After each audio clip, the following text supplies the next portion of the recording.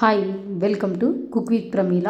ఈరోజు వీడియోలో ఇంట్లో కూరగాయలు ఏమీ లేనప్పుడు అప్పటికప్పుడు ఏదైనా ఈజీగా చేసుకొని తినాలి అనుకుంటే ఈ రెసిపీని ఒకసారి ట్రై చేసి చూడండి. నోటికి కారంగా రుచిగా చాలా సింపుల్గా తయారు చేసుకోవచ్చు.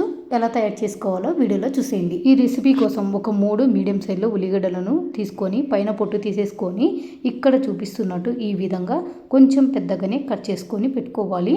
అలాగే ఒక చిన్న గడ్డ వెల్లిపాయ గడ్డ కూడా తీసుకొని పొట్టు తీసేసుకొని పెట్టుకుందాం. ఇలా ఉల్లిగడ్డలన్నీ కట్ చేసుకొని అలాగే వెల్లుల్లి కూడా పొట్టు తీసేసుకొని పక్కన పెట్టుకోవాలి. ఇక్కడ ఒక చిన్న మిక్సీ జార్ తీసుకొని ఇందులోకి మనం ముందుగా కట్ చేసి పెట్టుకున్న ఉల్లిగడ్డ ముక్కలు అయితే వేసుకోవాలి. ఉల్లిగడ్డ ముక్కలన్నీ వేసుకున్న తర్వాత ఇందులోకి ఒక 2 టీ స్పూన్లు కారం అయితే వేస్తున్నాను. కారం ఘాటు బట్టి మీరు కారం ఎంత తినగలరో అంత కారం అయితే వేసుకోండి. నేను తీసుకున్న 3 ఉల్లిగడ్డలకు గాను 2 టీ స్పూన్లు కారం అయితే కరెక్ట్గా సరిపోయిందండి. ఇప్పుడు ఇందులోకి రుచి తగ్గట్లు కల్లుప్పు అయితే వేసుకోవాలి. అలాగే 1 టీ స్పూన్ జీలకర్రను, తర్వాత వెల్లుల్లిని పొట్టు తీసేసుకొని పెట్టుకున్నాం కదండి, ఆ వెల్లుల్లిపాయలు కూడా వేసుకోవాలి.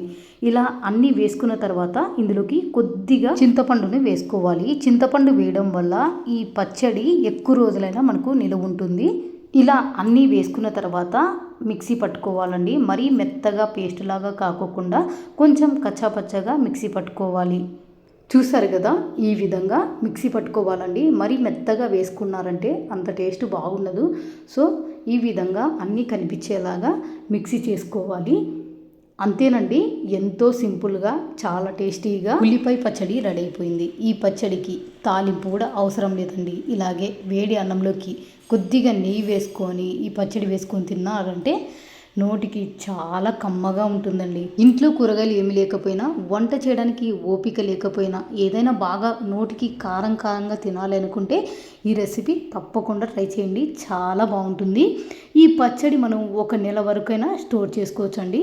తడి చేయి పెట్టుకోకుండా ఉంటే నెల వరకైనా మనకు ఈ పచ్చడి టేస్ట్ బాగుంటుంది, ఫ్రెష్గా కూడా ఉంటుంది. మేము చిన్నగా ఉన్నప్పుడు పెద్దవాళ్ళు ఈ పచ్చడి చేసుకొని పొలం పనులకు వెళ్ళేటోళ్ళండి. నిజంగా ఆ పొలంలో తోటలలో ఈ పచ్చడి వేసుకొని అన్నంలో కలుపుకొని తింటుంటే నిజంగా ఆ రోజులే చాలా మంచివి అనిపిస్తాయి. నిజంగా ఈ పచ్చడి తింటుంటే నాకు ఆ పాత రోజులన్నీ గుర్తు తెచ్చుకొని చాలా హ్యాపీ అనిపించింది. మీలో ఎంతమంది పచ్చడి తిన్నారో నాతో కామెంట్లో షేర్ చేయండి. తినని వాళ్ళైతే తప్పకుండా ట్రై చేయండి.